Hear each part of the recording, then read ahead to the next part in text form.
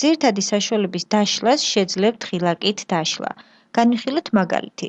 დავშალოთ ავტომობილი BMW 5 ცალი 1 და 4 ნაწილად. ამისათვის დავდგეთ აღნიშნულ ჩანაწერზე და დავაჭიროთ შესაბამის ღილაკს. გამოსულ ეკრანში მოცემულია ძირითადი საშუალების მონაცემები, ეს არის დასახელება, კოდი, საინვენტარიზაციო ნომერი და ასე შემდეგ.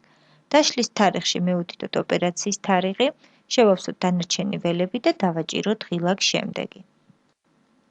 შემდეგ გვერდზე უნდა დაამატოთ დაშლის შედეგად მიღებული ძირითადი საშუალებები. ჩვენ შემთხვევაში დავამატოთ ორი ძირითადი საშუალება, რაოდენობით 1 და რაოდენობით 4. ნახავთ, რომ სისტემა ავტომატურად დაითვლის თანხებს რაოდენობის ველის პროპორციულად. სურვილისამებრ, თქვენ შეგიძლიათ გადაანაწილოთ თანხები თქვენი პროპორციის მიხედვით. აქვე შესაძლებელია ძირითადი საშუალების ყველა იმ ველის ცვლილება, რომელიც შეფერილია ყვითელ ფრად. ოპერაციის შესანახად დავაჭიროთ ღილაკს დასასრული.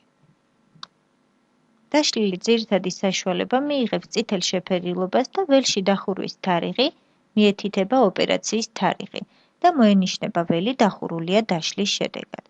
ასევე დაემატება დაშლის ოპერაციის დროს დამატებული ორი ძირითადი საშუალება შესაბამისი რაოდენობებით და თანხებით.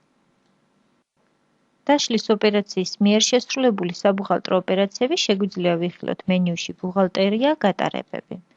მოვძებნოთ ძირითადი საშუალების დაშლა, იხილავთ შესაბამის გატარებებს.